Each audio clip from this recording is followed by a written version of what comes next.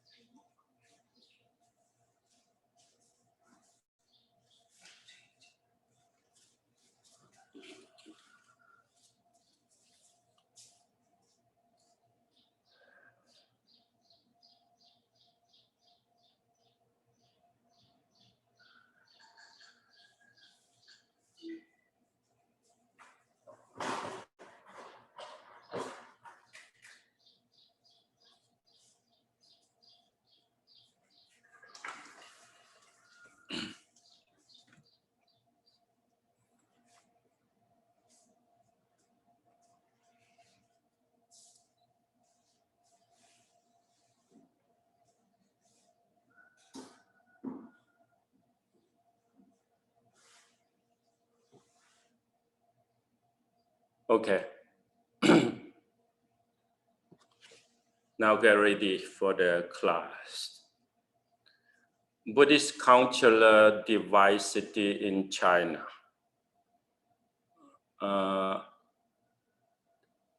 When I was studying and do some research of this topic, this is something I bring out to share with you all. For part one, brief introductions on the origin of the histories of Chinese Buddhism. This means the first part I want to share with you all. And the second part is the arts along the Silk Road speak. That means we'll bring you more picture on it to show all the arts work in different cave or different importance when Buddhism come from Bamiyan, Afghanistan, come to Xinjiang, and come to China, Dunhuang, like that. A lot of art, picture, cave, to show this second part of the teaching. The third part teaching is the studies, the interactions of Chinese Buddhists through the Buddhists come from the West, and all these activities of the scriptural translation and others activity, what I can remember to show you the exchange of the culture, especially in the teaching from mention. So the first part, that brief introductions of Buddhism in the Chinese Buddhist history, that's a little bit need to connection back to, I will start from Asoka, come to Bamiyan, Afghanistan, start from there. Maybe a little bit will be have the across teaching by Bande in that region.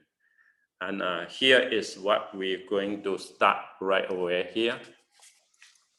So the second part I'm going to have a little bit concern is not stand in the religious practice only, but another three of the perspective will be included of this topic. That is what I said to myself, that the four major considerations of development of Buddhism in the northern road of Silk Road.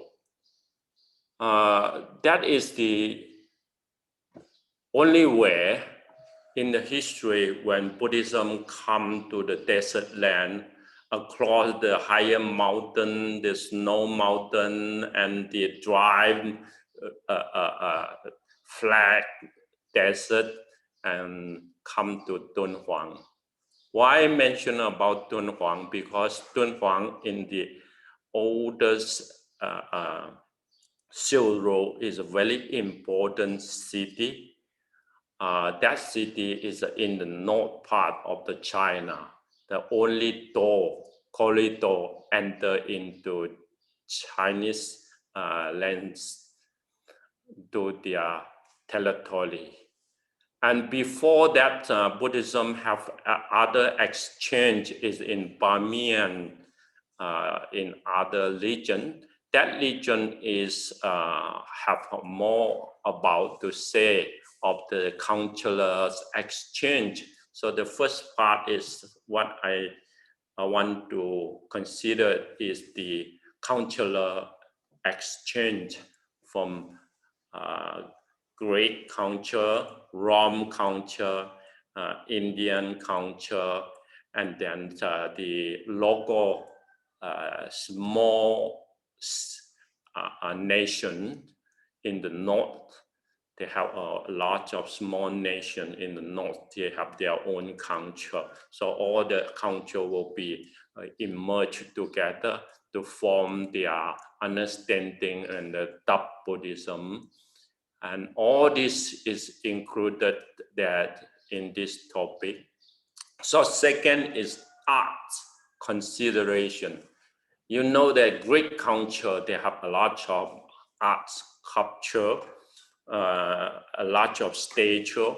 So this will change Buddhist perspective from the practice perspective, turn it into how to propagating Dhamma, how to make the lay supporter or the society have something figure what he can hold in the hand or get something as the project that their mindset into that picture, so that as that picture to be an mind project, so that people can have an image or a pagoda or others that painting used for the spirit purpose. So that that is a religious purpose, religious practice perspective. So another thing is a political consideration. Because of here in the topic talking about cultural exchange, we know that in Silk Road that have passing across three major civilizations: Greek civilization in the west, and then come to India civilization, and China in their Chinese civilization. So three major world important civilization will exchange here. Cultures merge together to form adaptation from each other, both each other. So that many things is not beneficial to India, but beneficial to China. So because of Chinese, they have more political perspective, and they consider in the major how to get use of the Indian or the West culture to nourish themselves, to form that political perspective, stand from there on to govern their own country and people. This is what I mean for. And then we come to next page. B.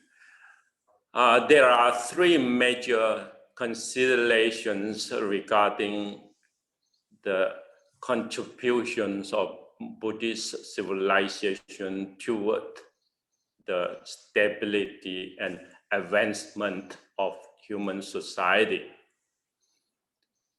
So if only a single point see that Buddhist civilization come to human society, how to make this stability and improvement is very important, because as what I know when I do the research and more I learn, Buddhist ways of propagating the Dhamma or bring this culture spread out to the new religion that not been found as what we call that, like the Buddhist country. How we can sharing this Buddhist thought and culture and practice to different region. Buddhist practice and go to propagating the Dhamma is a little bit different from other religion perspective. And we go by peace mostly, because that in our discipline of the monastic especially, so we have very strong in humanities perspective, so that stand in humanities, we are doing something, try to promote peace, try to promote some civilization of human by very good manner, not in the violent style, not in a very aggressive way to push this our teaching to others. This is what I found, that Buddhism come from religion to religion, mostly is by very support them by positive energy. But because of this religion is very important Silk Road to mix all the merchant exchange, they have a lot of military action there, and they have more counselors exchange there, and then they have another thing is how this religious spirit involved into it. So a lot of saying there. Mostly important is I put it into 3 points. The understandings of cultural education. The second one is the understanding. Oh, okay. The undertakings of cultural education, the undertakings of social charities and welfare, and cultivation of human nature and social life. This is the 3 points that I considered. And then once we're going a little bit to the Silk Road, key point is the trading purpose that center on China. This is the first point I found. Because of the Han Dynasty, and we come to from Han to Jing, Sui, come to Tang Dynasty, especially Han Dynasty to Tang Dynasty. Chinese, his land is so united, and then he opened the door, have all this merchant exchange business to the West. We call that to the West. That is a starting point. So China government or his own empire thinking about he is the center of the world. This is what I see them until right now. Chinese center himself in the higher point or the center point to have reach to outdoor, so that a lot of in that time merchant or other diplomatic people come into China. They need to do a little bit worshipping or thinking about that is the highest authority you need to respect. Yeah, even those the monks or monastics of Buddhism come into China too, welcomed by the kingdoms, by their empire or the kings. Or any higher officials welcome you, then you will be very supported in the old day. So that's how in the Chinese perspective, not only we follow the merchant business exchange, Buddhism come to China, but once you landed in China, you will be very welcomed by the higher societies, not the lower class or the people, but the governor, the authorities of the country. They welcome you, they support you. Is a very important message. Buddhism can survive in the Silk Road. And the second one is participations of adventurers and explorers. You see, when we see the first monk of the Chinese monks in the 3rd century who go to India, they are the one that not only have the capability of learning Buddhism as a Buddhist faith believer, but they need to have a lot of talents of traveler. Yeah, so become adventurous capability to cross that very danger and very challenging condition of the desert land, and then come to the high Himalaya, top land of the Tensan Mountains, Kunlun Mountain, come to Indians across to the high mountains of Afghanistan is very challenging in the old day. So once I read their biography, like Fa Shen's biography, Fo Guoji, and then his Tang Xuanzhuang have his own diary, Nanhai Ji Gui Zhuan. Then I found that, oh, that is very, very surprised me in the old day as an old man, a very aging old man can do this kind of travel. It just make me more respect how this teaching can come to Chinese language, and I can learn it from the Chinese language. The third one is platforms of cultural exchange. In this perspective that I want to mention is, I don't see Buddhism as my own faith, but as a culture. So this culture will bring more peace than most of other religious promoting themselves into the new land. Said Buddhism come to a land is more peaceful style or more spiritual style to support, but not mix any kind of conflict and a big conflict. So the Chinese adopt Buddhism too. They have some conflict in China when the monk meet with the Confucianism, the monk meet with Taoism.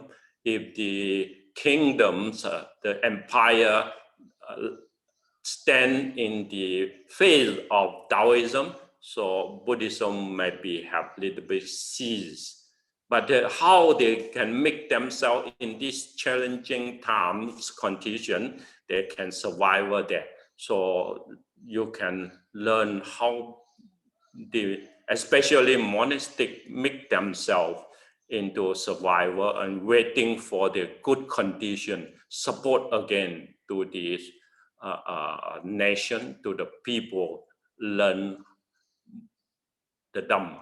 So it needs a lot of patience and tolerate and know where to put yourself into the position, not danger to yourself and not danger to the society conflict.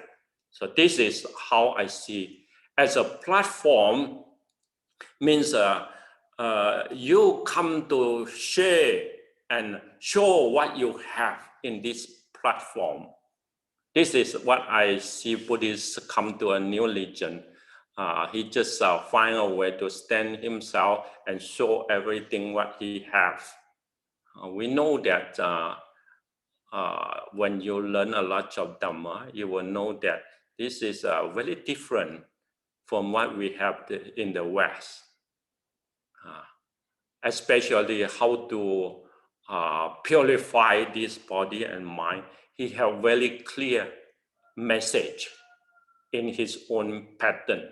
So this pattern is like a large of factor, 7 factor, 5 factor, this and that. They have a lot of terminology and support by pack, all these kind of complete teaching in the form. So when Chinese people found that even though they already have a very knowledge, very thick in profound philosophy in China, more than we call that a lot of this great teacher have his own theories talking about this and that philosophy and others viewpoint, knowing how to take care of yourself in the personal practice, how to act into the society, into politics, into other religion like military, like that. They have a lot of quite profound meaning. But when Buddhism come to China, when the monk expressed himself about what this direct humans experience, it just make them feel, oh, this is something that not been found in China. So after Han Dynasty, especially the northern people take over the country, they have a lot of challenge because Chinese civilization from his own country, they already from more than 2,000 years in the Han Dynasty. They have all this history record and generation to generation, all this human philosophy passed to the recent world. So when they found something that not been thinking and not being experiencing by the Chinese civilization, Chinese culture, then there will be a lot of enthusiastic to learn, ego to learn more. That is how you see in the first and third century, not only the scholar or the spiritual leader from the West come to China and tell what they have to Chinese people.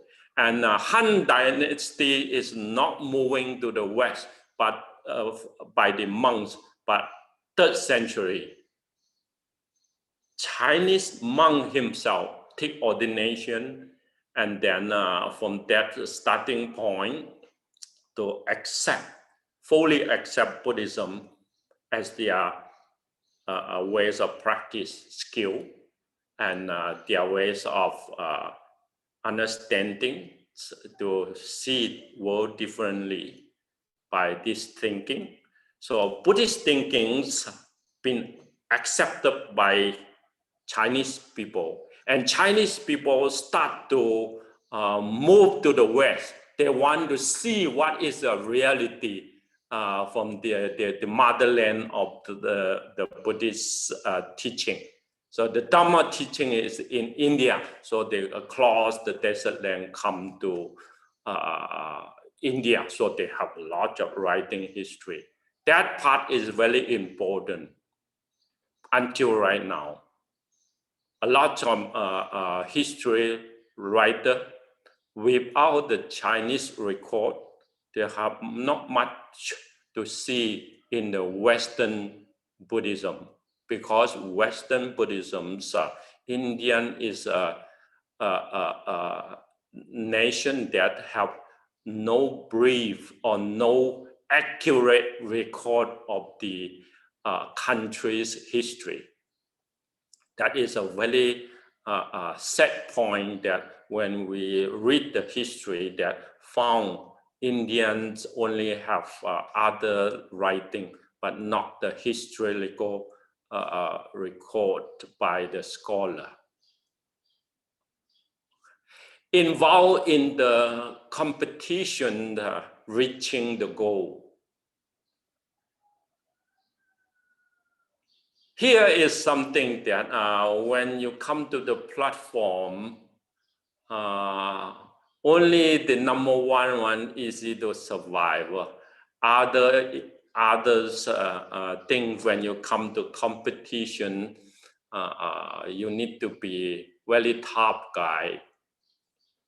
So when Buddhism can be survivor in there, monk is smart and alert. So they need to welcome, and they need to self, alert where to go in order to make the Dhamma or the through what he know can remain survivor in the human world. So they were choosing most rich culture background or more strong country to propagate the Dhamma. This is in the past, we can see it. That is the benefit for yourself, and that is your duty as a monastic. You can still fulfill this when the Buddha passed from generation to generation. We hope that the Dhamma remain more longer time or forever in the human history, because it will bring more peace and harmony in the humans religions world. I say religions world means religions is very weak.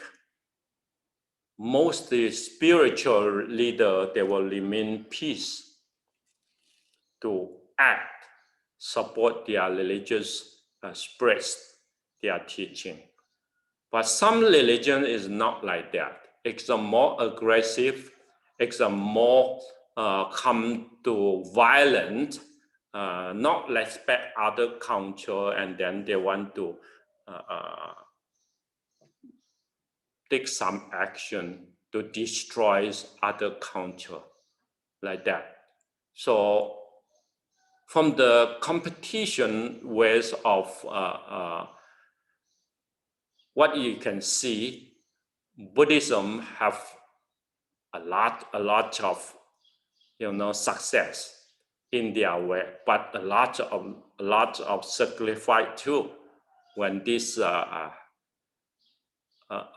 in the history, how they try to make themselves become a part of this challenging.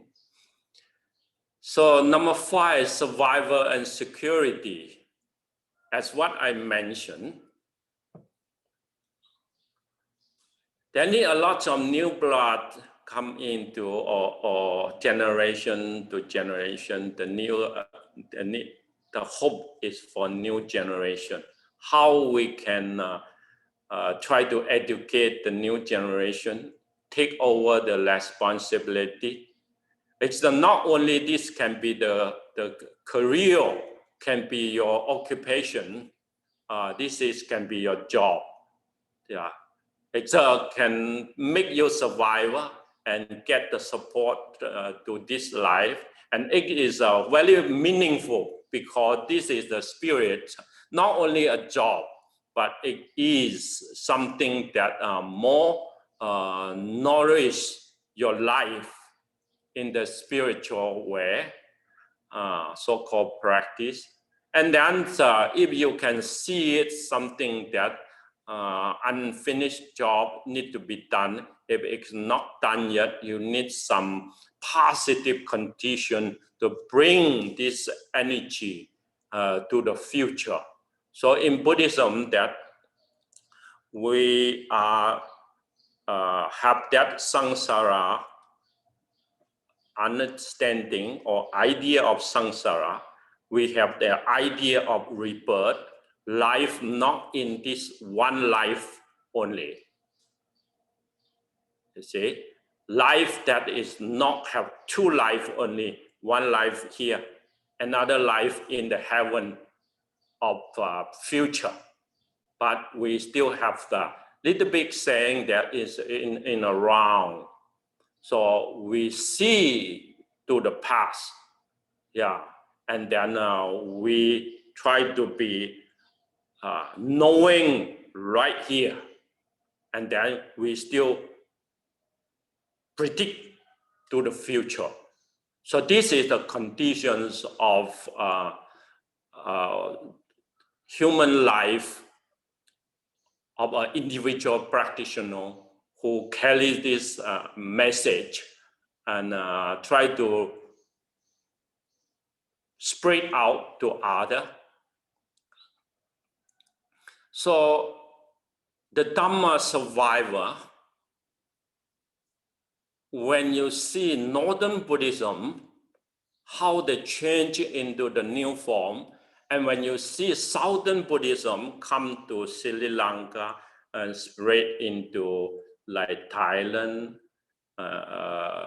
Cambodia, and Burma, and South Sri Lanka, part of the Bangladesh, they are not facing like China, that kind of Greek country, like Japan, that kind of very strong and aggressive culture, like Korean people very tough, you know, like a big cowboy, like that.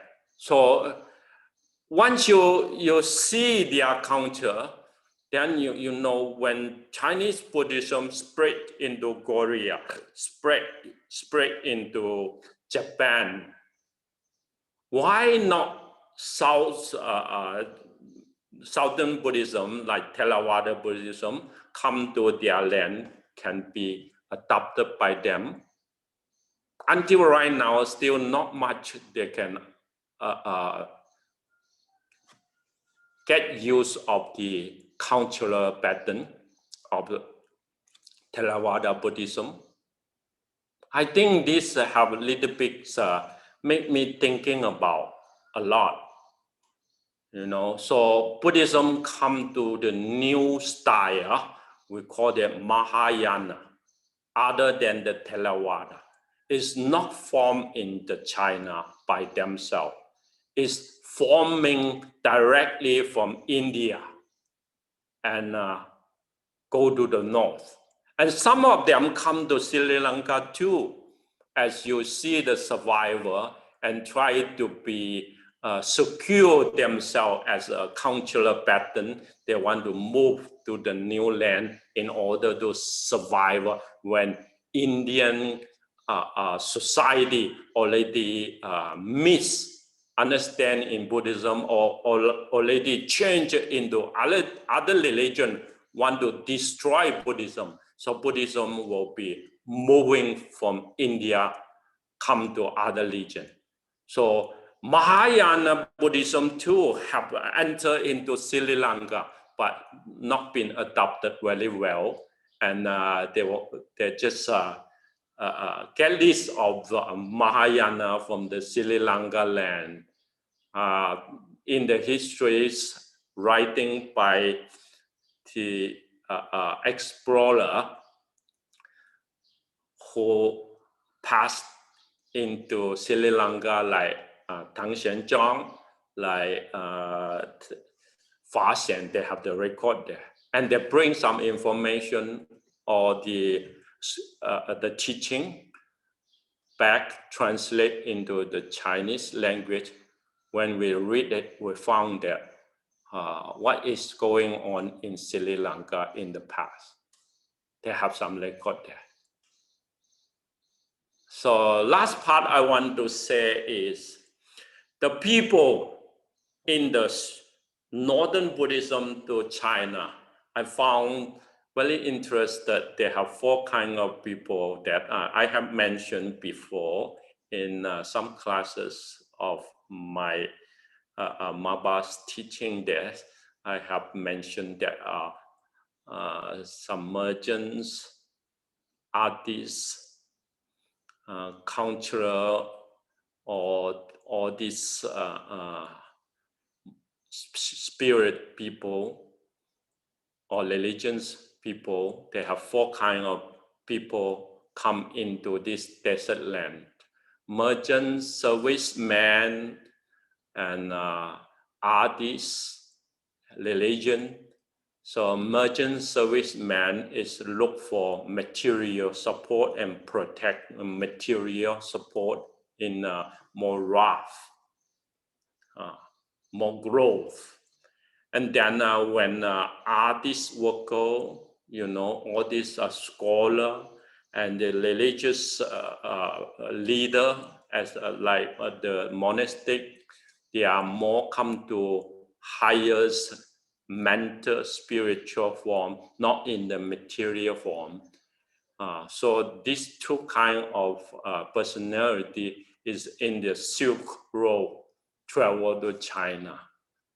Very important. And from China too, they have these four kind of people across the Dunhuang of the gate, you know. They left their motherland beside and then across to the desert and come to the snow mountain and across the snow mountain and drop into Bamiyan, Afghanistan. From there come to Basawa, Pakistan, and from there on come to India. Yep. Okay, this is something that we can learn. After reading all this information, I have a little bit to say.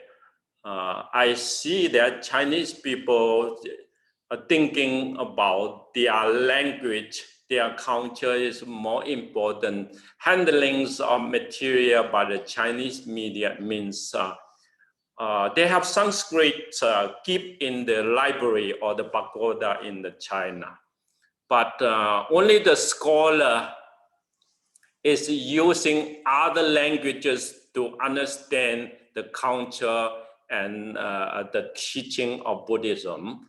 But mostly when propagating the Dhamma in the Chinese land to their own people, they use Chinese language.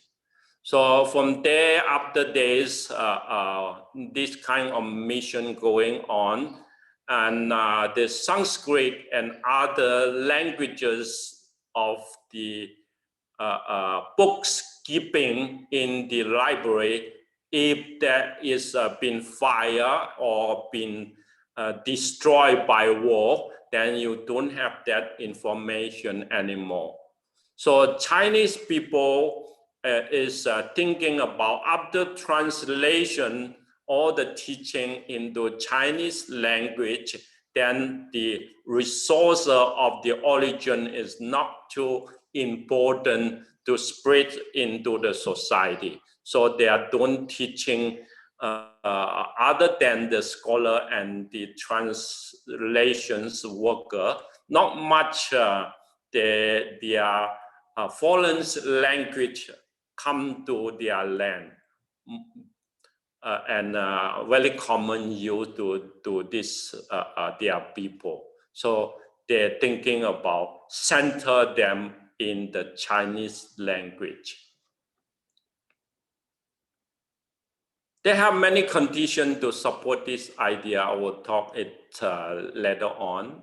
The second one is historical interactions of the Buddhist law, the plantings of the four Greek civilizations.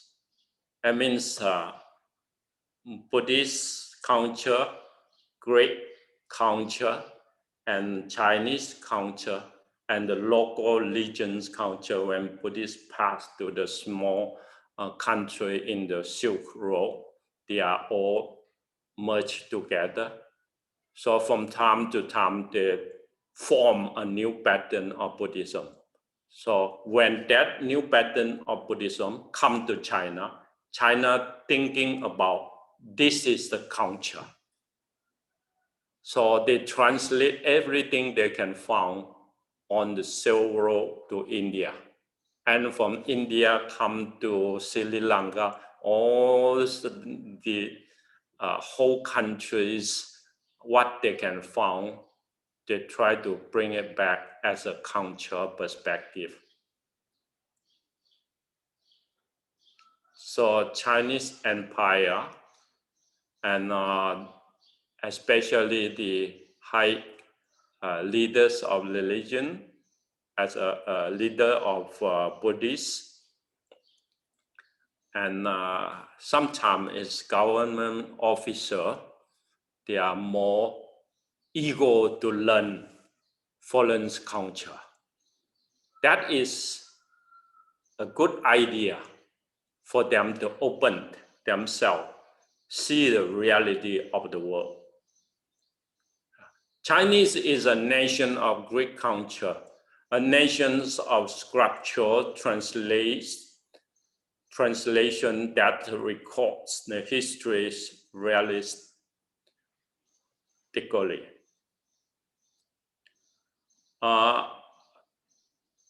This sentence means what I want to express is the government involved. Compared to today, so what we can see in the West, German, French, English people in England and Australia and American, we are sometimes it's a school helping some translation. Sometimes mostly is individuals going on to this, try to promoting, try to learn learn Buddhist culture, but not much we can see government, the higher authority of the countries, they join in to learn and promote this culture perspective. Not like that. But Buddhism come to China, the country involved. The higher authority of the country, the higher power of the country, that involved in this cultural learning and cultural mission. This is what I see. So the third one, what I mentioned, is very important. The Chinese is a Greek nation. Why is the Greek nation? Because they found something they don't have. This is very advanced, and this something that for themselves to see is a quite great thing that they want to have it. They want to learn it and spread it to the whole country. Yeah. Number 4, the period that spanned between the 3 dynasties, Han, Tang, Ming dynasties, is the time Chinese borderland most opened, is the time China most confident in its diplomatic trading and cultural exchange. Yuan dynasty is the most invasive era of political expansion or land expansion. We know that Yuan dynasty is Mongolian. People take over the power of the country of China. Not only he take over the power of China from the north, come to the whole China, but it's still not enough for the land and political power. So he will move to the desert land and cross the desert land. I think it's the only what you can see. So strong and aggressive Chinese culture invent to the west and invent to the south too. Once I see that they across the borderland, Vietnam, you know, Cambodia, not much, but from the Burma come into Sisong Panna, and then across the Langong River, come to Thai, some part of the Thai land too. So Mongolians' invention is very strong, directly come to India and part of the Bangladesh, Pakistan, like that. So Mongolians is the only a country I found from the Chinese culture invention to other nation.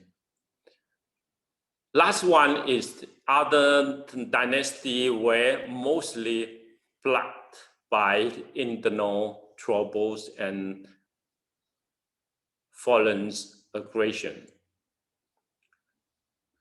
I mean, like Song dynasty and Qing dynasty, their nation is trouble a lot.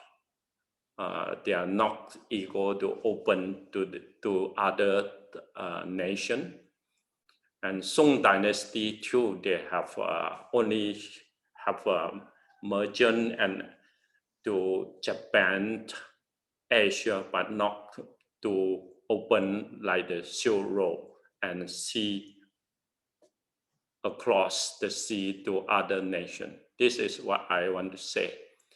And we will stop it here and then take a 10 minutes break, and then we come back to the next part.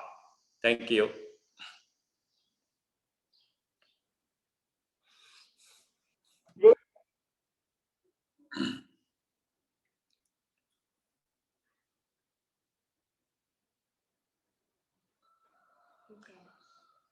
Okay, part 2, that we talk about the histories in the what we know. I will start it from a little bit brief so that everyone will know where to start in the history's year record. So here is 476 commonly in before, yeah, commonly that all in today's when Theravada Buddhism and Chinese Buddhism, they are record of the day they make little bit negotiate to form that most can accept way how to line up the history point that the Buddhas who enlightened, and then all this message of the council. 476 before Christ, the Buddha attained enlightenment. And 431 before Christ, Buddha entered into Mahabali Nirvana. And after 3 months, Buddhist council have the first council meeting to form all the teaching in the sequence, correction all the teaching in from the original teaching. So 432, 331 before Christ, that is the second time after 100 years. So because of a little bit problems of Vinaya and of the social changing from the very cultural agricultural society of India turning into more merchandise society. So people not only give you food, sometimes will give you coin. That is the changing of the culture society. And of Buddhism, they have two kinds of personality. One is more open to accept change, and one kind of people is more conservative, that remain in the old pattern. So these two kinds of personality, I think, in my perspective, I will understand it in this way. So they form two personality, they form two kind of group. So this is the second Buddhist council talking about discipline, talking about Vinaya. And this correction make two main school is formed in this time. And 327 before Christ, this is a big influence to Indian society, especially into North India, Gandhara region. Alexander the Great invented northern India. After this, then the Greek culture, especially the art culture, come into merge in the northern India. That is the starting point. Chinese Buddhism carry this kind of message to China. 322 to 185 before Christ is another called Maya dynasty. Asoka's grandfather unite the whole Indian country and form his own Greek kingdom. Come to the grandson Asoka. This is a king that have a lot of faith in Buddhism, try to help his own nation, have a diplomatic open to other nations, and spread his own culture as a mission. His own culture means Buddhist culture into other than his kingdom. spread all this culture to other region, other nation. This is the start point. After many years, until the 19th century, then they have a lot of big poles been found in Indians, that what we call that khao historical site found a lot of evidence to show that Asoka is the real, not only a hearsay story in India, but it's the real one who have a lot of evidence showing that he involved in Buddhist mission. 185 to 75, Sunga dynasty. Sunga is the king that don't like Buddhism, and they are Brahmin. He is a Brahmin's faith. So once he take over this country, he do a lot of harm to the Buddhist community, destroy the teaching, killing monks, burning down all the hall and vihara, so that one Buddhist teaching ceased in his kingdom. So his kingdom is the Central Gandhara's region. Later on, I will show the map. So that is what we call that the persecution of Buddhism in the center India. So Buddhists or the teaching spread into the south and spread into the north. This is a very important condition, that Buddhism spread into the north and then directly across the desert land to the Silk Road. It's because of no conditions support them survival in the center of India in the before Christ 100 years on. Part 2, 200 to 100 BC is because of the center in India, that persecution of Buddhism there. So spread into two southern dynasty. We have the land still accept Buddhism survival there, and then make us secure. And then to the north, there's a Greek culture. They have the Parthian, means Iran. They have Afghanistan,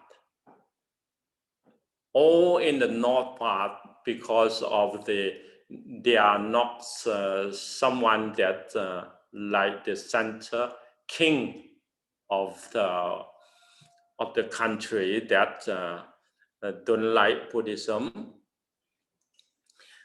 as what we name him, Sunga dynasty. Yeah, the king don't like Buddhism, but in the north they can accept Buddhism as a culture there. So Buddhism survival in the north and in the south. So from the 163 to 130 before Christ, there's a very famous Chinese translation called that Nalanda Sutra, Milinda Sutra. There's a dialogue between Nagasena and Milinda King.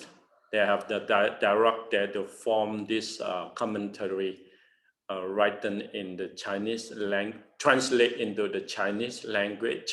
So when the dialogue going on, you can see that in this period of times in the northwest region that they have a lot of exchange Buddhists and the kings of the Greek culture. They come to have dialogue. The logic thinking of the Western culture and some logic thinking or the thinking pattern of the Buddhists have exchanged their culture perspective, try to sharing. This is a very important thing that we can learn. So in Gandhara, the primes of southern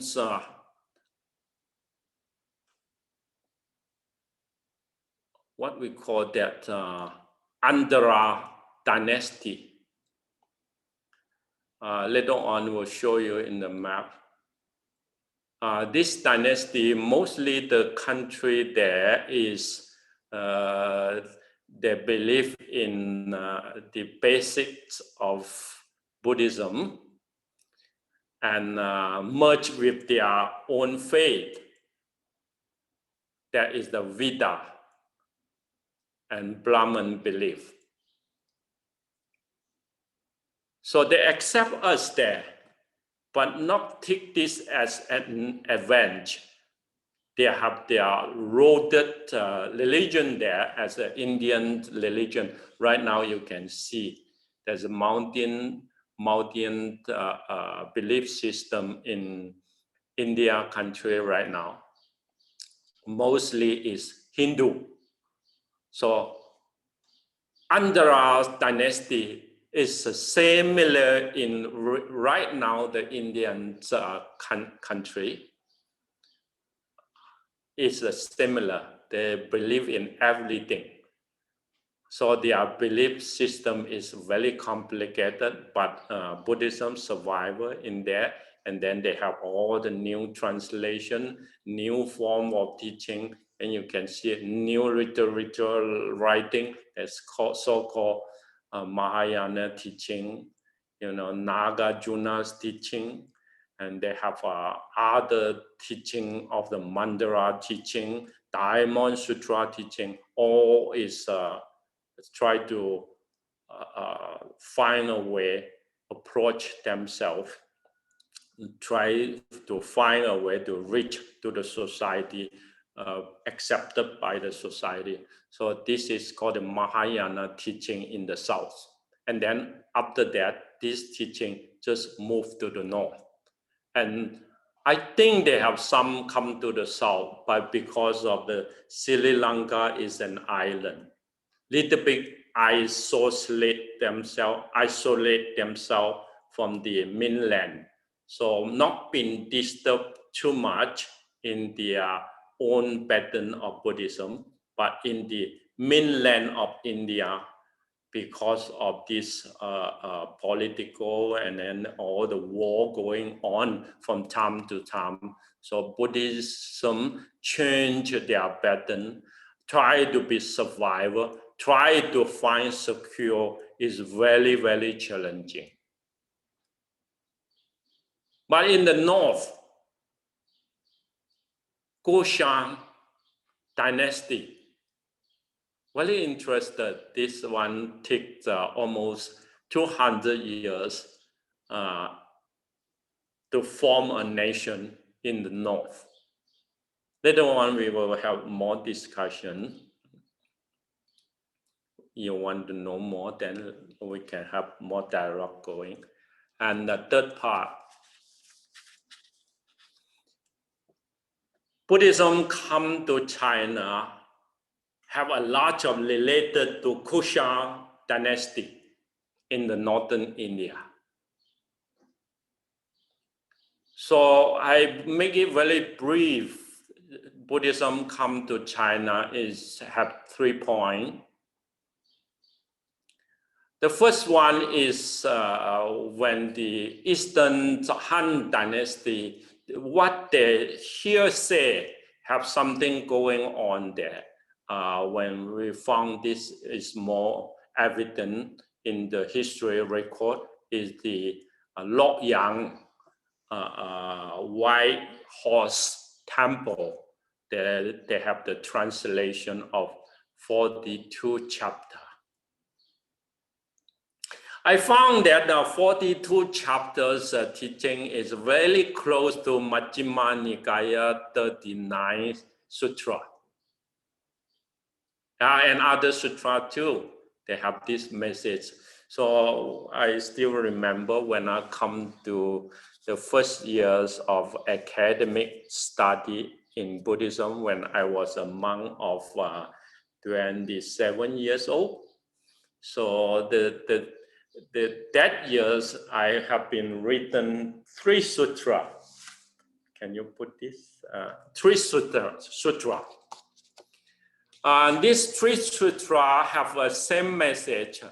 I will put it into right now just because of a retreat to some Chinese lady right now here until Sunday. So I'll keep the teaching of these 3 sutra. This 3 sutra is the early when I was in the academic, the first year what I studied, part of it. So all these 3 sutra have the almost similar pattern in very brief or in more order to keep teaching. Maybe that is the sequence of practice in Buddhism. But in that time, when sutra come to China, in the first writing, they just write what they know in their spiritual faith.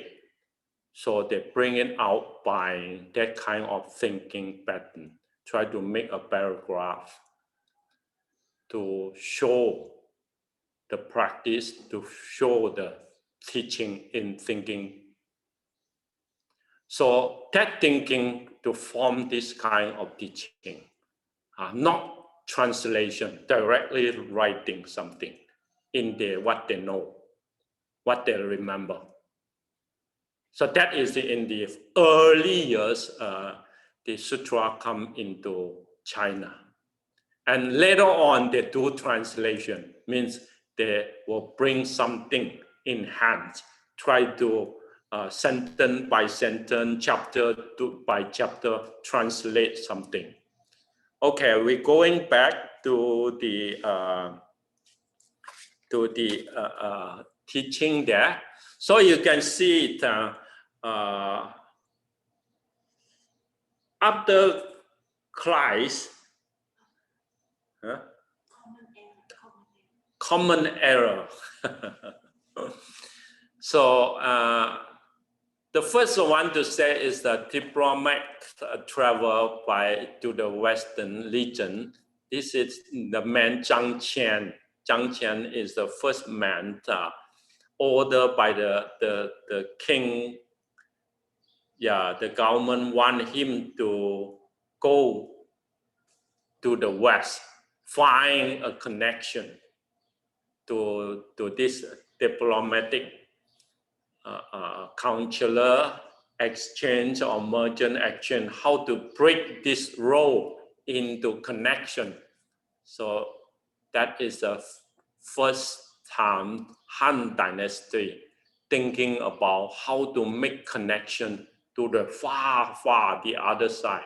Maybe have some message of the strong country, have a lot of merchandise, a lot of other things that can bring to nourish their country, to make the country more strong and have more things into their culture, civilization, and living.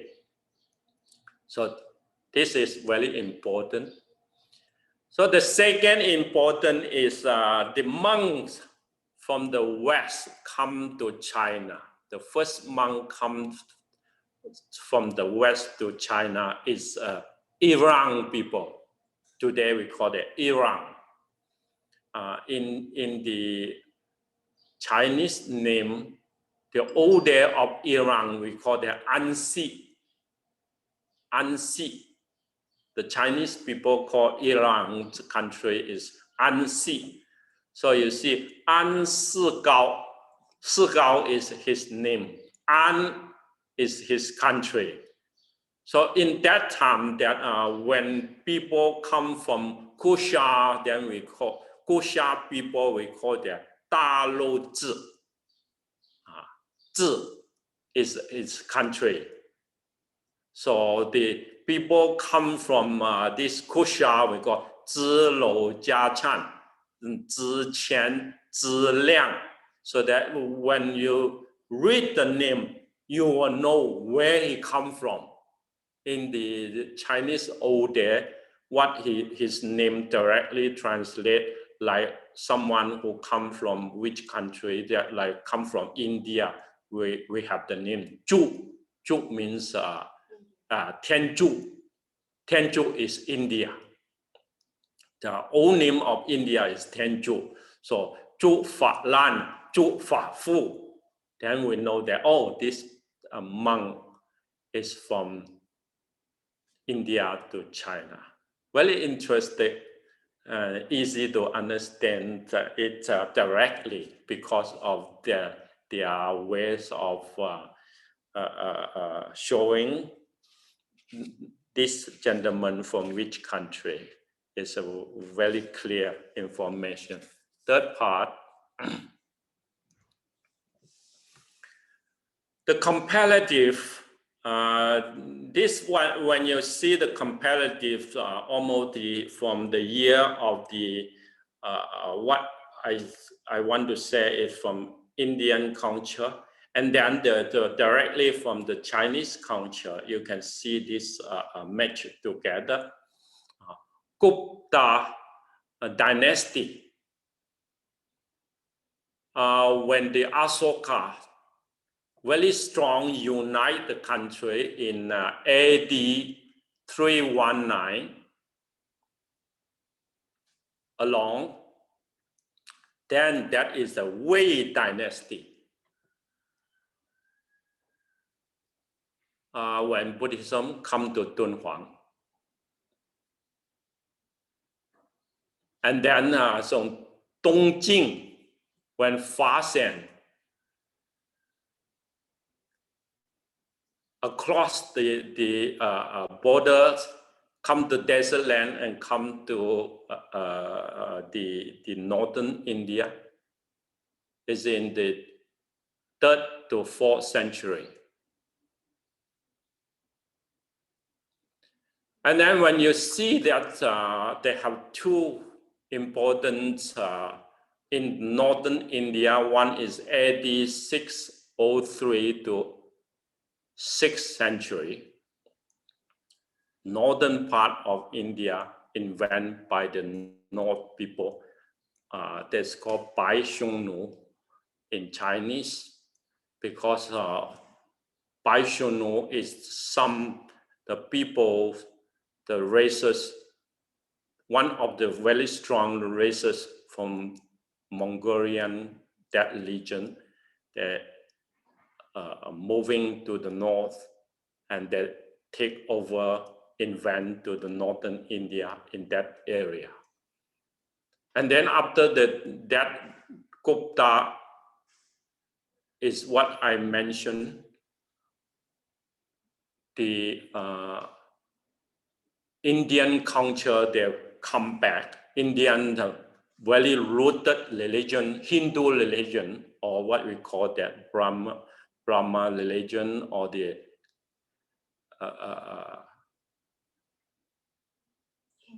Hinduism, take over the country. That is the area that when you compare back to what I show in the Eastern Qing dynasty. Qing dynasty means in between 500 DC into 400 DC, Sanskrit becomes pop up from India. So Sanskrit language become prosperity in India is not because of Buddhism, it's because of Hinduism, or right now the Sikh religion. They try to quote Sanskrit is the major language to express Hinduism and this what we call the Brahma teaching. So they use Sanskrit. Of course, when Sanskrit is very important from India, so a lot of message that were recorded, Buddhist message, Buddhist writing were recorded and translated into Sanskrit. So before Sanskrit is a major language in the Northern Buddhism, they have more other languages when the Buddha's time until all the century, I think before 4th century, they have other language. Okay, this the third stage, and four.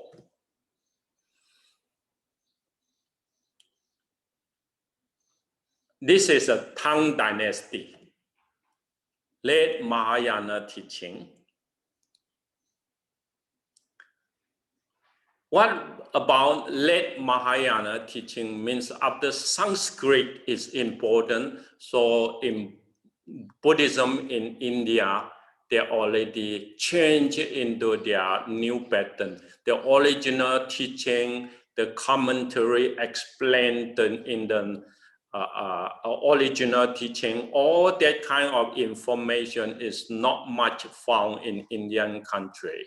So you can see that when Tang Xianzhang, the Monkey King's teacher, who entered into India, travel and take school in India in Nalanda University. So what they learn is not the, what we call that, Nagarjuna's teaching, not the original teaching, but their teaching in the school, very famous, and Tang Xianzhang have been learned is Yogacara. Talk about consciousness. So from the original teaching, we call that we have 6 conscious, but from there on, they have 7 conscious and 8 conscious. So their pattern of teaching already changing into new style. So Tang Dynasty have 2 important monks traveled to India. One is 19 years, one is more than 20 years of I Ching. I Ching master traveled to India more than 20 years. What they learn is Vajrayana, the secret teaching. So that from the late Tang Dynasty, what we use a late Mahayana means they are, what they learn from India is something very new pattern, very new ways of express the teaching of Buddhism, but still have the message connected with the origin. And only the secret teaching is a very, very new kind of teaching.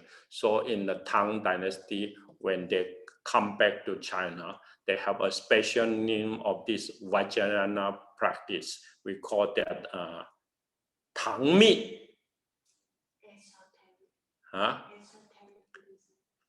Esoteric Buddhism. And the last one I want to say is after 7th century, they have not much hope that in India we can found is because of Muslimized. Central Asia been Muslimized because of the start period from here until the 15th century later to 18th century. Then you can see they have another Mongolian empire going on there. So mostly from here, from the 9th century to 12th century, there have not much saying we can found as a Buddhism in this region, Northern India to Central Asia. They have not much thing left. Only Buddhism still remain his resources and remain his practice is in Asia or East Asia come to South Asia. So Southeast Asia, this still remain Buddhist culture and his own practice. Monastic still carry on there, but not in the Central Asia and the Northern India anymore because Muslim nice in that region really make the new course, form the new civilization in that region. Thank you. This is the part that we've been talked about. And come back a little bit. I finished this remark, then we have 10 minutes break. After being little bit research to write this teaching for you because of my language is very limited. If you want to listen to my talk, I think it's high school, lower than high school level, what I can express my word.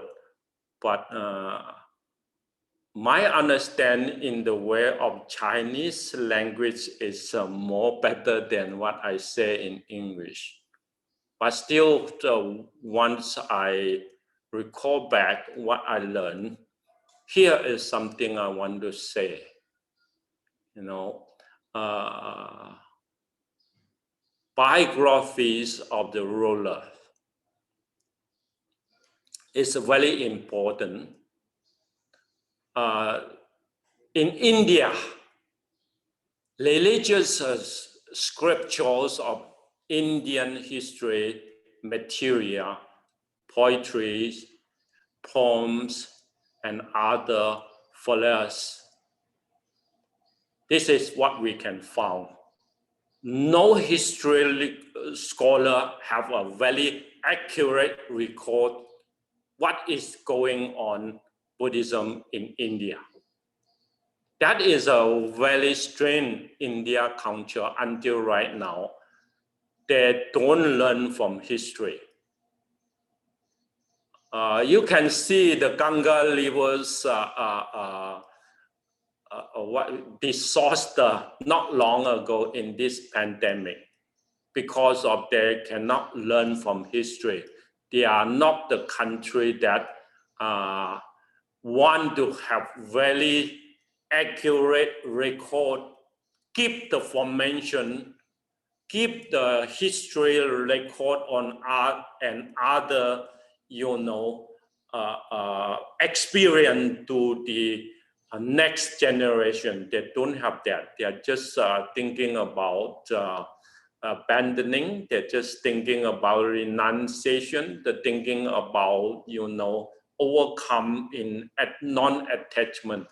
But in social record, they don't care too much. Historical materials of the Greek expedition,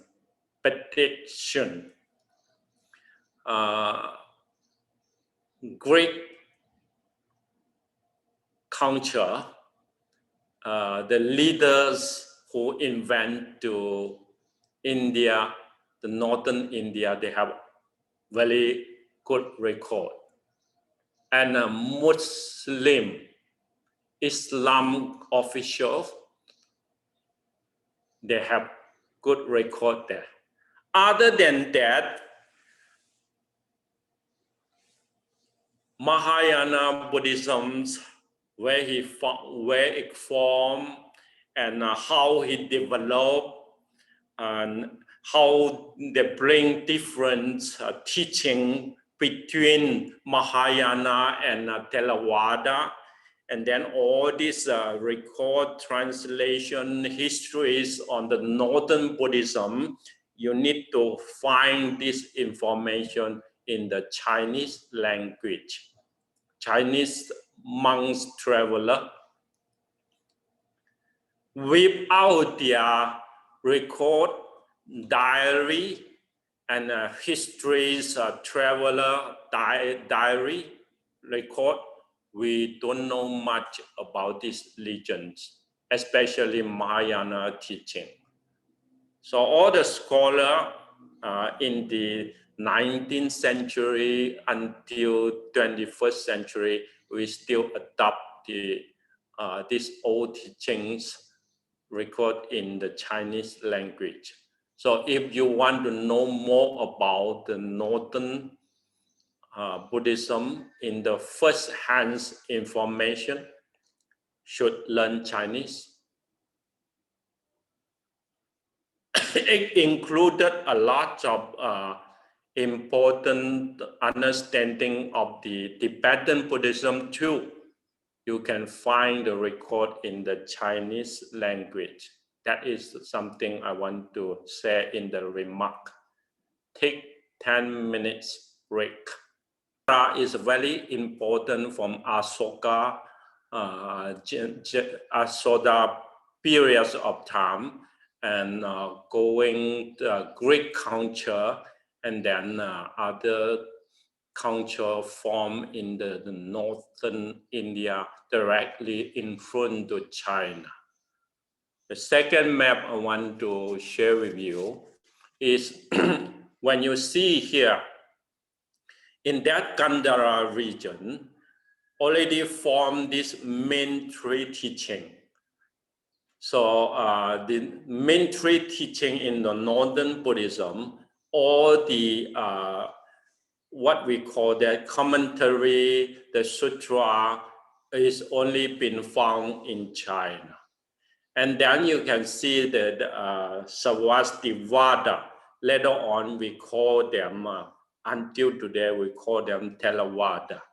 But in Chinese history record, they are not only the teaching of elder, but they are Tampana Satya, means they use the uniform of little bit gray-red color, like the Burmese, what they wear, and then that colors of the uniform to represent this school.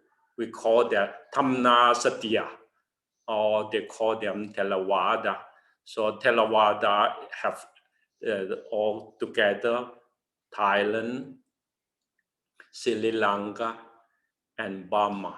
In the past very difficult mission, their ordination have helping to each other, interdependent to each other. Like Thai people in the war, they have all the monks been killed, no elder to transmit, and the Vinaya to ordain monk, so that they will invite from Sri Lanka. And when Sri Lanka ceasing, not have for any elder monk to carry on the message, so that the Burmese monks, elder monk will go to Sri Lanka like that. What I learned in the history briefly, I learned it that way, so that I see that Theravada, they help each other in the Southeast Asia. But Northern Buddhism, of three of them, Mahasangika, Dhammaguttaka, and then Kaya, Bia, these three schools of Northern Buddhism, their information is, you can find it in China. Okay, one more map you can see. And this is what I want to talk a little bit. That is when the Shunga dynasty, so the Sanskrit becomes very important, and Brahman teaching become very important. Yeah, and then they come to Andhra dynasty from the south. That is a new writing form in Buddhism. We call that Mahayana teaching, based from the original teaching, but they are not scientific record, new literature form or writing, like Diamond Sutra. Diamond Sutra is the teaching of the path and the fruit of the Arahantship. In the new writing form, if you carefully observe it and learn it, then you can see that there are systematics of practice and saying it's accordingly to the Vinaya, to the commentary and to the earliest correction of the Nikaya. And Kushan dynasty, when Buddhism come to China, there were across these two main way to China. If you see in the picture of the history map, it is like this. Yeah, this is a map. Very important map that you see the Silk Road that from there on, how this come to the desert land of Kamalaka desert, Taramaka desert. That is a two-way across to China. One is from Hotan, Yagan going down. One is from the Tumfa going up to north to China. This is two regions to Dunhuang in the early 2nd century, come to Tang dynasty, 8th century. Okay. So here is the second part I want to share with you in the picture. Very important three region or three empire.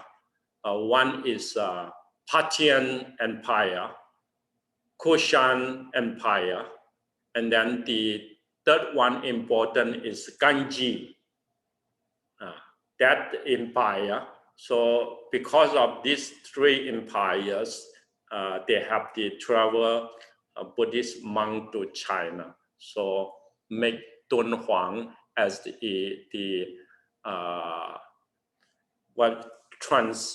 transmission platform to bring this Indian culture or Indian Buddhist civilization to China. So right now we come to learn from the cave. One more thing that I want to say is the map that's from the sea. This is what I found in the Chinese history when the 3rd century, the first monk traveled to Indians, and then he stopped in Sri Lanka and not go back to the north from the Silk Road across the desert again back to China.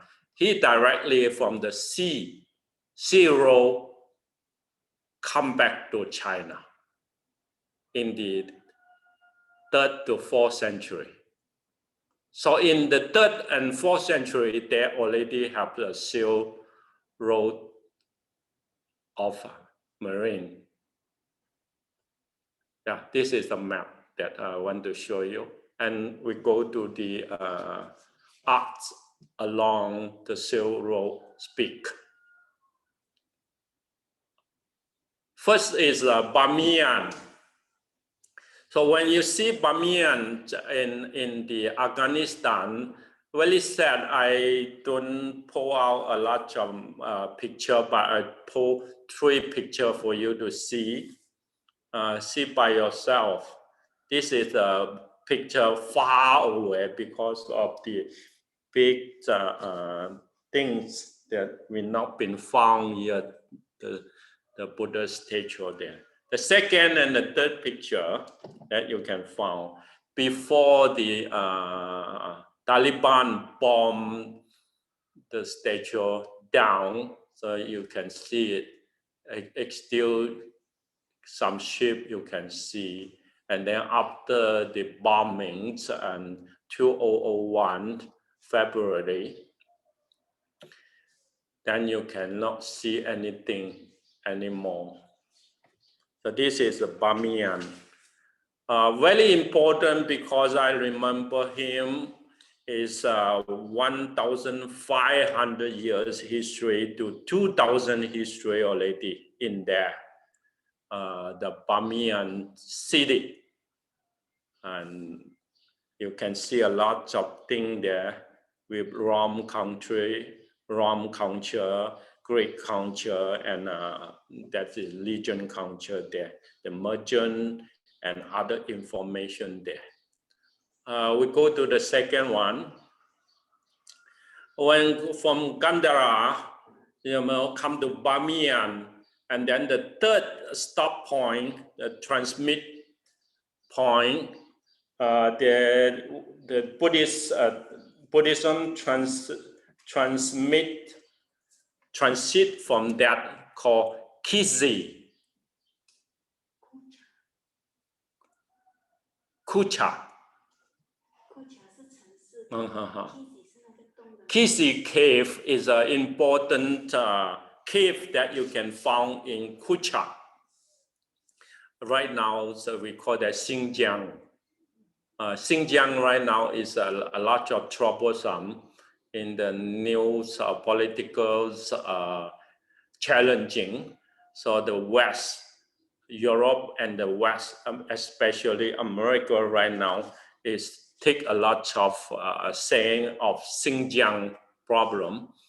So I don't want to say too much about that, but Kizi cave is you can see a lot of similarity. They adopt the culture, art culture from Bamiyan. So let us see some picture. I want to show this for you before is because of Guru Maharaj Jiva is born in this region, and then he studied in Kangji, and then once he studied after in Kangji, been invited to China. So he is the great translator who translate a lot of Buddhist sutra and commentary, especially the middle path of Nagarjuna information, the commentary been translated into China because of this great monk. I appreciate him a lot. Because of him, we still remain a lot of Buddhist teaching in the real human world. Okay, this is the cave that in here more than started project 300 year DC, and then carry on until 9th century. So a lot of things that you can find there. They have divided into 4 sections, and then they have a small cave and then big cave together, 236 cave along you can find here. If you remember this name, check the English information. I think a lot you can get better than what I tell you, and more information than you can know about this.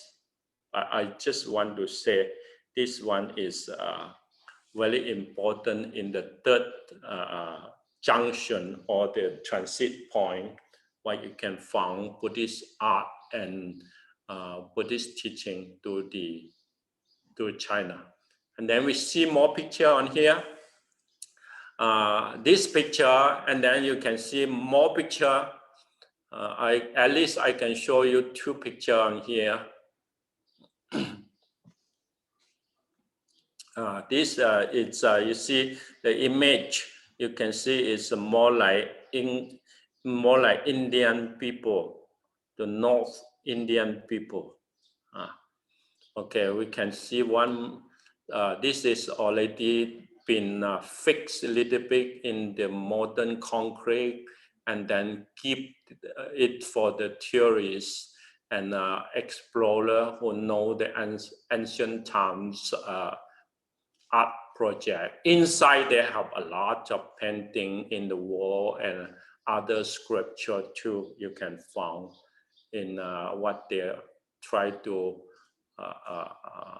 been take care as match to the origin as they can. Can we go one?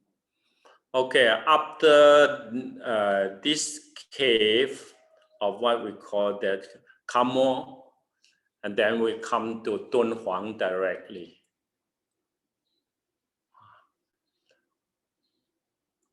Dunhuang is very famous, Mogao cave. So we have a lot of their art, piece of work, or painting work, sculpture, statue. Even though I can find one piece in the Columbia, Missouri, Kansas City there, a museum, I can find a piece of work there too. Is directly take from Dunhuang. So I don't want to mention too much about Dunhuang, you know it. And if you don't know it, just go to check more information. But there is from the after Han Dynasty, come to Qing Dynasty, almost 1,500 years of history, long histories of their work there. You know, try to turn all the Buddhist teaching into painting. So this is very important. The painting there have a lot of message. Turn a sutra into a painting. So turn the what we call that the first sermon of the Buddha to 5 aesthetic monk into painting. Not only keep in the writing form of the theories teaching, but turn it into picture. This becomes the art of Buddhism.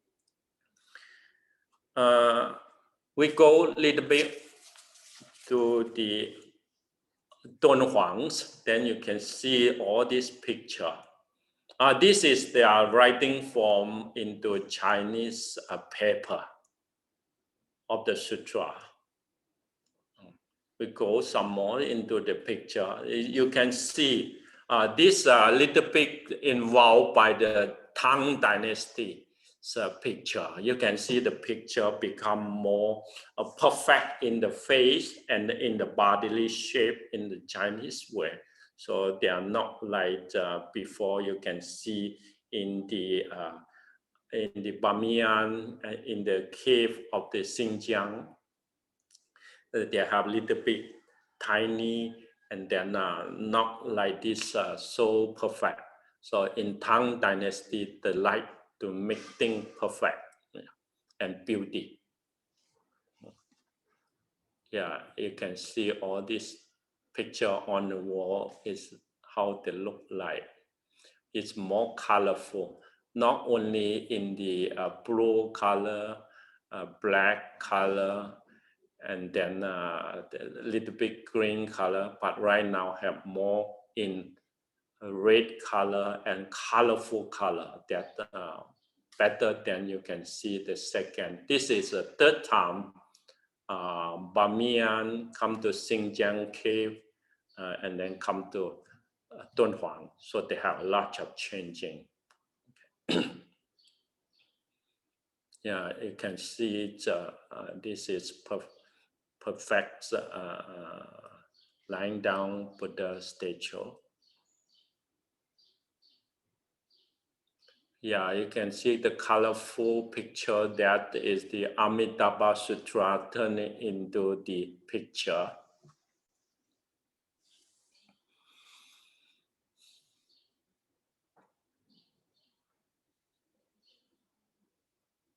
Oh, it's fun.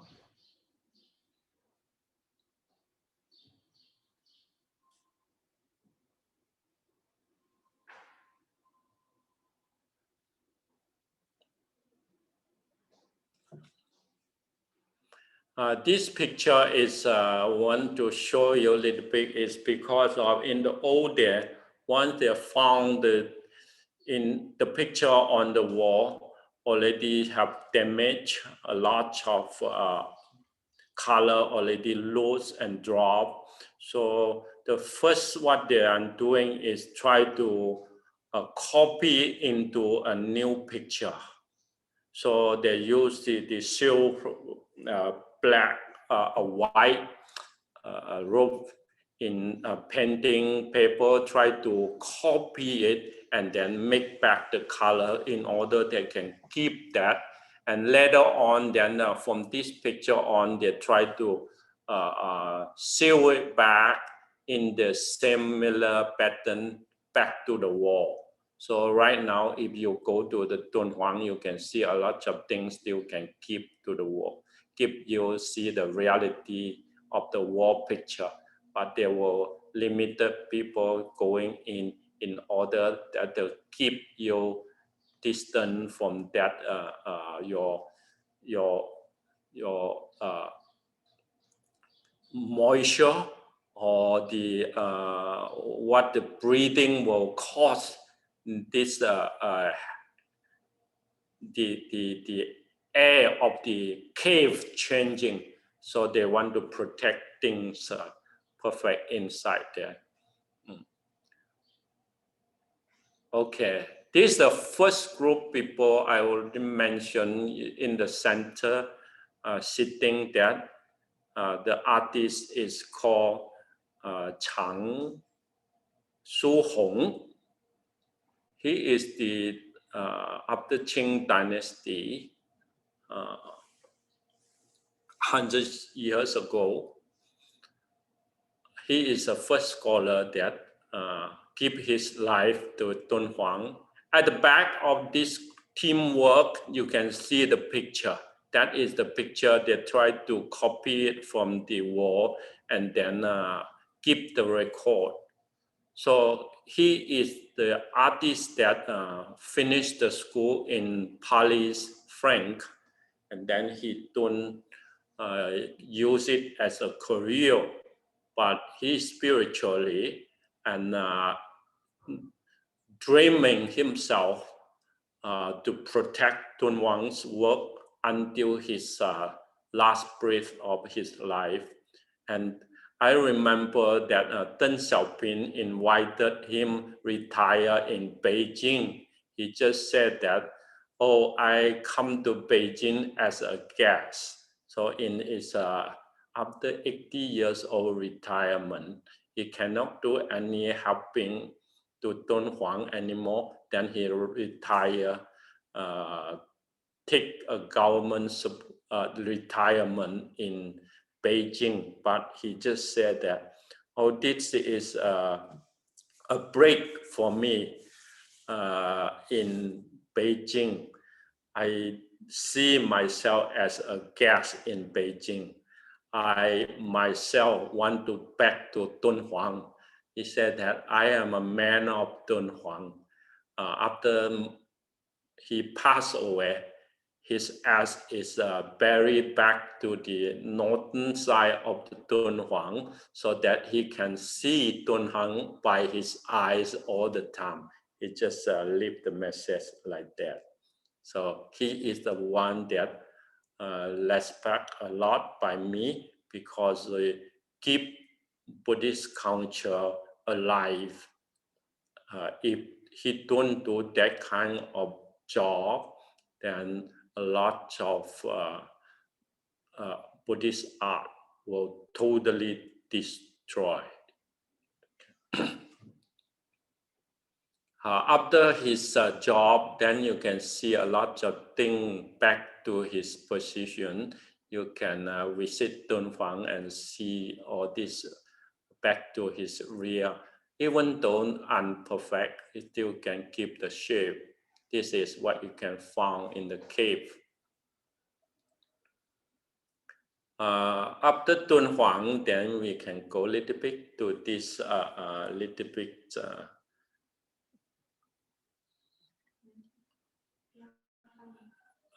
this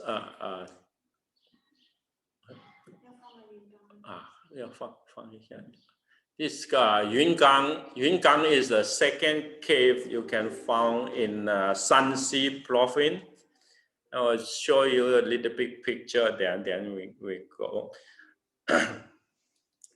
Yungang also have 1,500 years history there, about 1 kilometer long, 45 big and small cave inside that have more than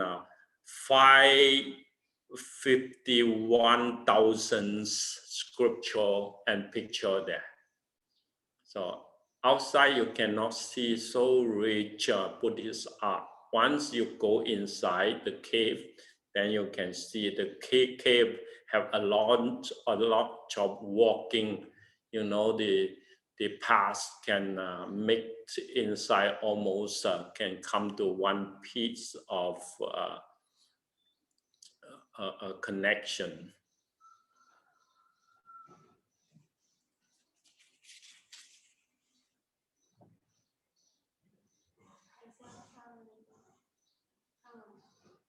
Okay. Yeah. Okay, we may stop here because of the times limited.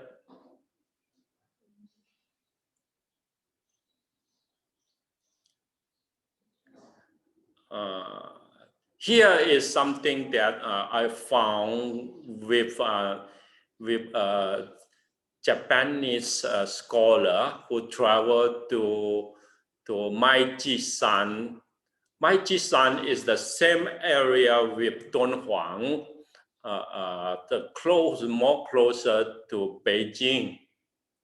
So Maijisan, this is found the old picture, a black and white picture from 1965. So I show this picture before they have the fixing the structure and everything in the new. Try to fix thing before they fix thing that you can see the old picture, black and white in Maijisan. It's not in the cave of a long stone mountain, but it's in a big piece of mountain. What they do the sculpture. Even though when you see this picture, there are already a lot of damage and you can see their face in still very good looking. Even though black and white, this is in before Tang Dynasty's carving. Most of them is the influenced by the Xinjiang culture, so that you can see their art style. It's not too Chinese like Tang Dynasty. Once you see this picture and compare to the other side, or the building of the farmhouse, then you can see how big is this. Very huge and large statue you can find in this big mountain. So Mighty Sun Mountain, their history is almost 1,600 years of history there. They take from the 4th century on, and they have 221 caves together. Inside have 7,800 scripture remain there. So it's a huge work that in Buddhist treasure. Okay, last part is a Longmen. Longmen's cave is from Beiwei until Qing dynasty. Takes more than 10 dynasty of this work. So have 1,400 years history. Is the largest cave what you can find in this province.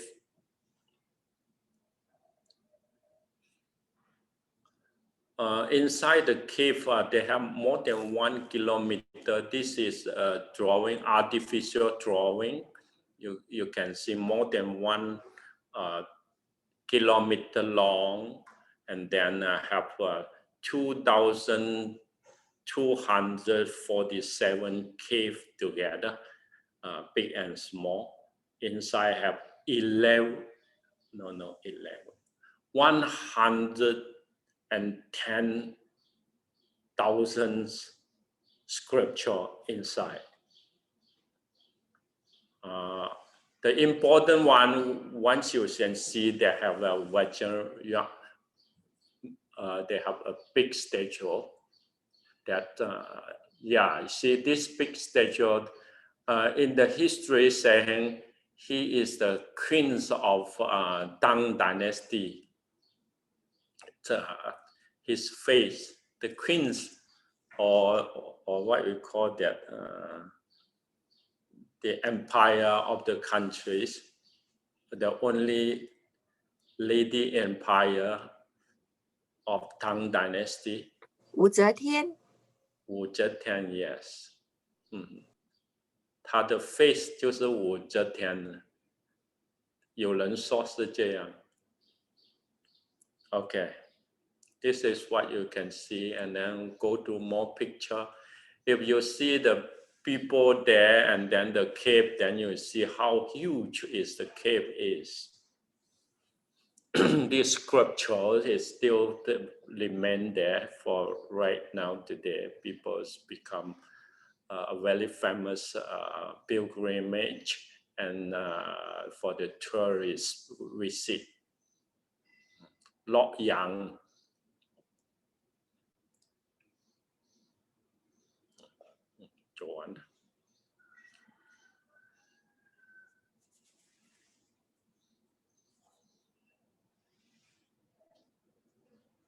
Okay. Last part I want to share with you is the interaction of Buddhist through activity of scripture translation. The scripture translation show you 3 important Greek man or Greek translator, Kumarajiva, and the second one is Brahmada.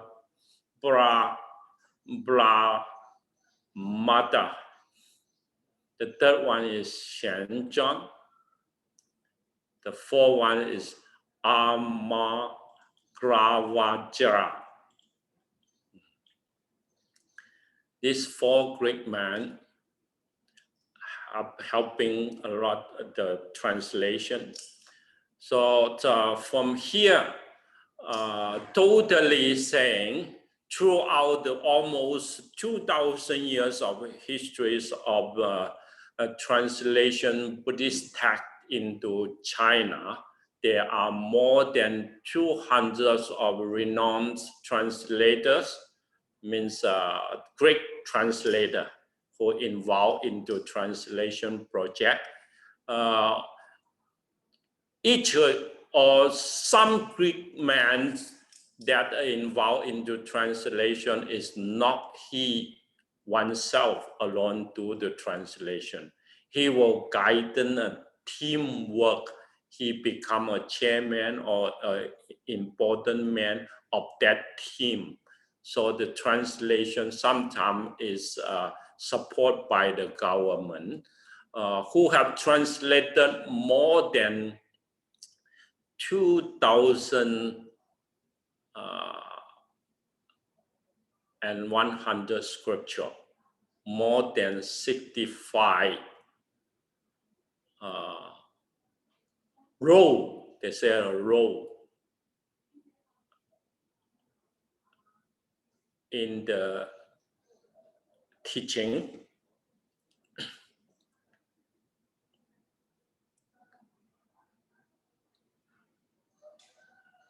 Early Han Dynasty, that is what I mentioned already to you. There's a 42 chapter. I think one day we can have some time. They have more than one translation in English. You can go and do some research about this. And the second important translation that An Si Gao, and An Si Gao's translation talking about the teaching is the original teaching from Buddhism in the text. So An Si Gao is a personality that he interested about how to put into practice in meditation. So the skillful of meditation is his major study and his professional study. So his translation job have a lot of directly come from Agamas or the Nikaya teaching. Very famous teaching is Anapanasati Sutra. And Logasima is the second important translator in the same area with An Si Gao. So his translation is the Panyaparamita Sutra. Mostly is talking about the wisdom study of Buddhism. So interested, 2 of them, one is focusing in the training skill. One is focusing in wisdom. So these 2 foreign translator bring the teaching just little bit profoundly influence to Chinese society. So the other 2 translator is in the same time. You can see something translated by the like Dhammapada, the Panyaparamita Sutra, and another Kang Chen Hui that translate the 6 perfection, the early 6 perfections from the teaching come to China.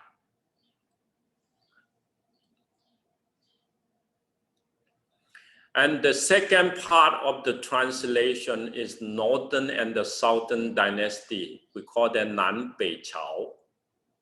When non-Peichao translations, the most important Greek translator is the Kumarajiva. And the second important translator is Buddha Batra. So I think mostly the important translation that right now we're still using and very fluently reading, easy to understanding than Tang Xianzhang's, our own Tang Dynasty translation is Kumarajiva's translation. Easy to read and easy to understand, and make it very brief and simple, not complicated. Again and again, mention something like the Indian culture. So Tang Xianzhang's in the Tang Dynasty translation is more in the Indian style, but Kumarajiva come to China, his translation is close to adopt the Chinese scholars' pattern. Simple, straightforward, and keep the important note. That is the Chinese ways of sutra and the literature writing. Tang Dynasty, totally they have translate what you can see here.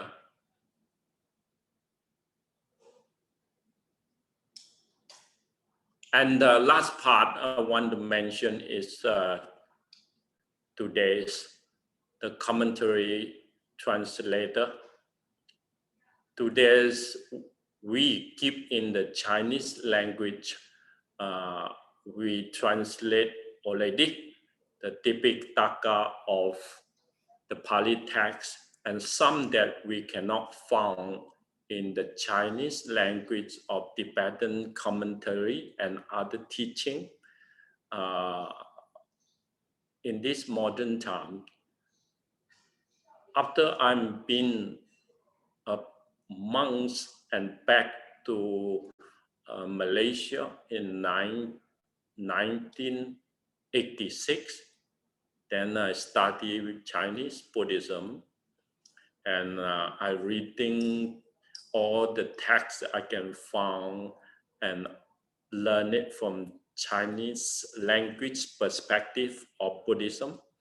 I found a lot of message that is recent people translation. That is what I say.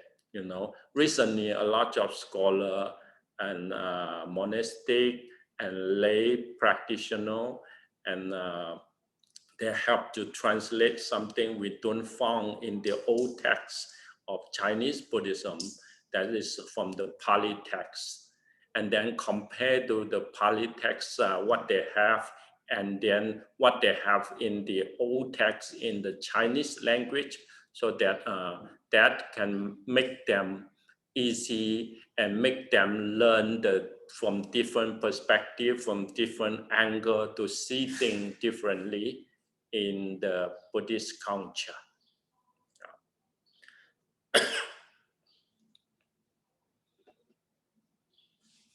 That is almost what I want to share with you today. And we may have a little bit time together and have some conversation and question and answer before we end. And before we go there, and I want to share with you, in our libraries, we got a set of books from Fo Guangshan, Encyclopedia. This is a Buddhist art book, the collection of the world Buddhist picture, and all these picture you can find in Berlin, you can find in France, you can find in England, you can find in our country, United States.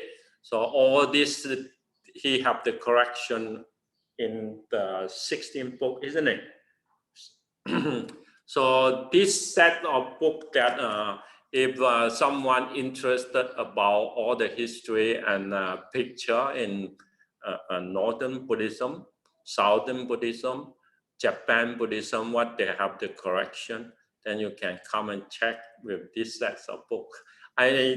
In my talk, I never use any picture of it because books already here.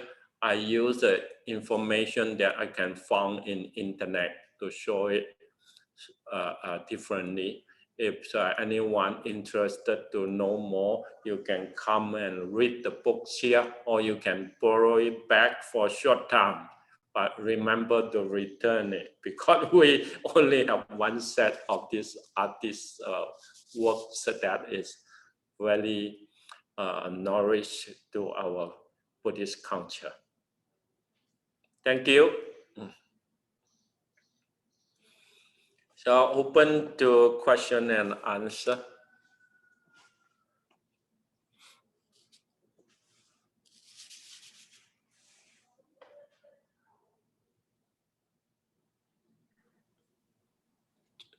Almost 3 hours sharing. Is it too much information?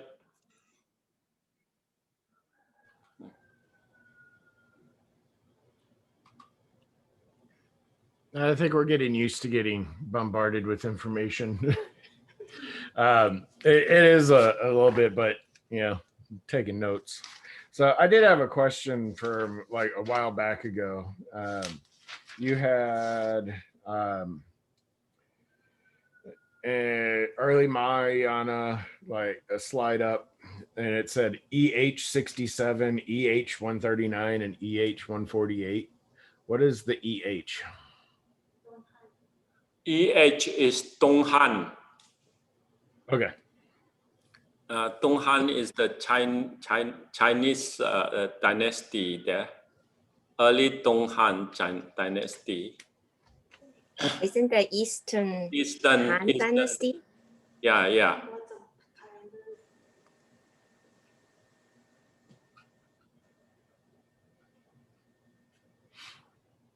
Oh, okay.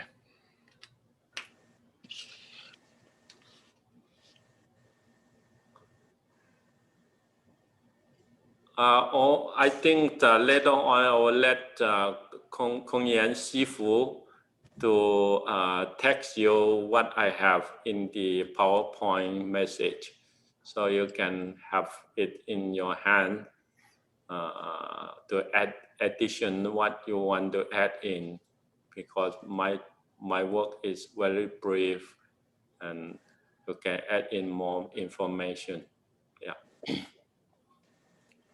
Shifu, I was wondering about the man you said he spent most of his life on Dunhuang artwork, and after he died, he also wanted to bury in Dunhuang so he could look after Dunhuang all the time. Would you say with such strong desire, he actually would be like a deity of Dunhuang? You know what? In many artists that involved into the works of Dunhuang, like what I want to mention is one very famous artist right now. His painting is the top high price of what the Chinese painting in the world. His name is Zhang Daqian. Oh, yeah. You know, Zhang Daqian's work right now is billions of dollars one picture in the Buddhist collection. I don't want to mention too much about him because of you want to know more. This is more danger to yourself if you have a painting there. Just want to mention, you know, I think this man, this gentleman, we call that Chang Su Hong. I will give you more information about him if you're interested.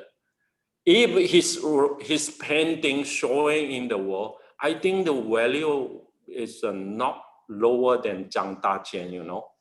But his life never show he want to earn living or he want to do anything like that. He just have very strong desire to fix things, to remain that culture in the world. You see, not for his own benefit. So he doing his job there until his wife misunderstand him and run away, abandon him. Both of them finished school in Paris, France. You know, so they are very well known. You check his information when he is in Paris. His painting only valuable. If he want to make himself good in living in the middle class or in high class of society, he can have it. But he don't. When he come back to China, he just go to the desert land, abandon the world. You see, it's not 1 year and a decade, you know. It's the whole life until Deng Xiaoping found he will represent something in the history, especially in the Buddhist history. So he invited him retire in Beijing. That's what I want to say. This man have a very stubborn, stubborn in something more spiritual. So that 4 kind of people in the zero, he is one kind of people that close to monastic. Yeah. So monastic is keep the practice in the very profound meaning. He is keep the artist, you know, remaining in a very profound meaning, not in material attachment, but in the artist attachment. You know, how to fix things, how to make this copy keep into the human society, but not keep in his pocket. This become a spiritual guy. Yeah. That's why I was wondering what the such karma that he generated and the strong desire for the art after his passing, what kind of a realm will he be reborn to? Yeah. So maybe some kind of deity to watch over, to look after that place. I just want to mention is this kind of mindset is very focused. Once he contact to something very sensitively, he know that this is a valuable thing. So he can focus in that thing and keep up a lot of others, what we call that stress. You know, you want to form one scholar investigating in Dunhuang in his time is not much support, you know. So you need to live in very poverty life. Only spiritual life you can have, you know, not much food. He still need to look for the food, you know, and then walk 30 miles from the cave come to Gansu city. 30 miles away, you need to walk 2 days in order you come to the city and get the support, get the what we call daily support from there back to the teamwork. So he need to open himself, you know, involve a lot of, like me, involve the project of monastery. Then you need to take care everything to support the team. So he not only professional training in art, but he still need to keep him as a manager. You know, solve all the problem, challenging for a scholar. So his diary and I read his autobiography just make me a lot of respect to this, you know, scholar. I respect him a lot because of his what we call the sacrifice. You know, his sacrifice. Yeah. Renunciation.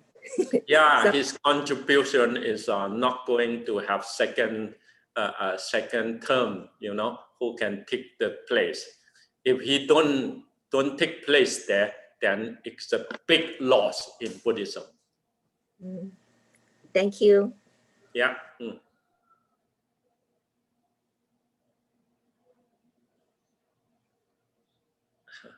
And after 常书鸿，还有一个叫什么范景诗。After 常书鸿 become to 范景诗。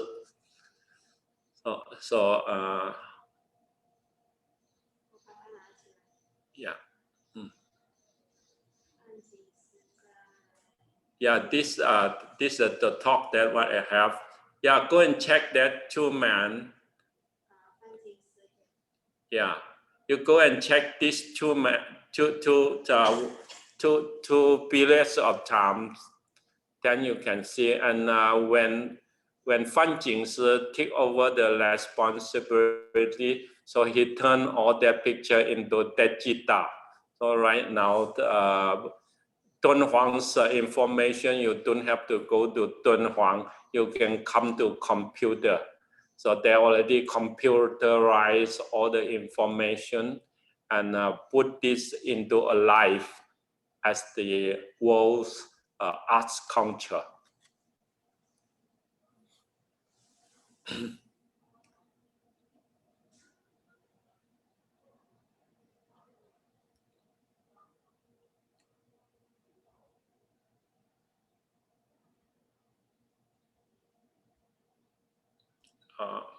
Any other question or comments?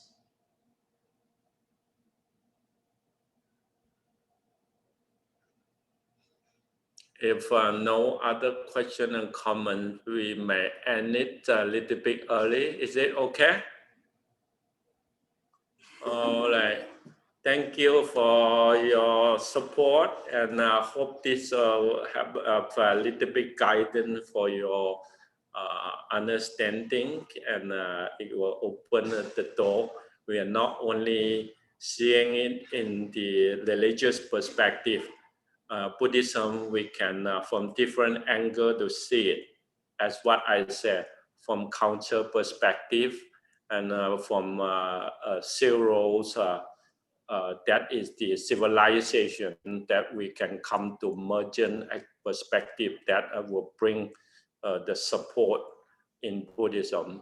Once you see this, it is not a simple thing that like what we think about practice, but we can see in different angle. Buddhism is a civilization. It can merge to different civilization easy because in its profound meaning.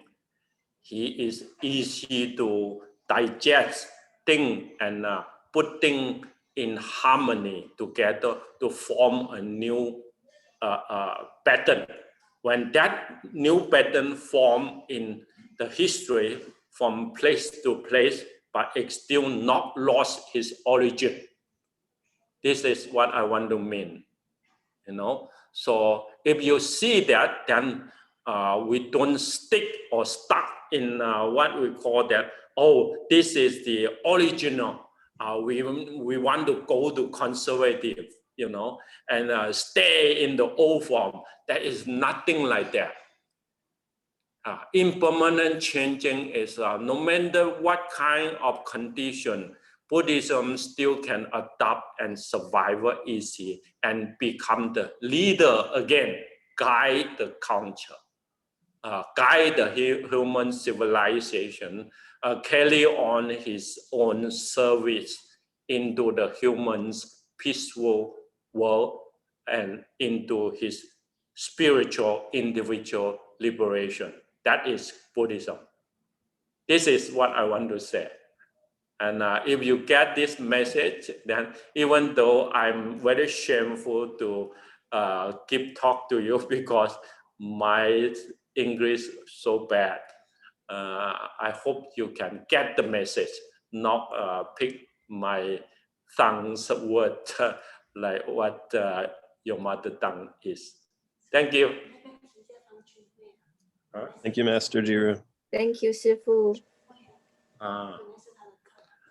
This the topic is Professor Fang Junhui want to give talk, but because of a little bit thing happened to her, she cannot make it. So in very short time, I'm very nervous when people cannot make it. Then who's going to take place? And I try my best because Buddhism is my career, professional understanding. Even though many years I'm not touching this, but in mindset I still have something. So I quickly pick up and make it into order, try to share with you. I share with you is not in the old book. I try to grab something modernized already. So hope that makes sense to you. I'll send you all the copy and then the PowerPoint too. So hope you can fix it in your ways of your pattern. Thank you. Yeah.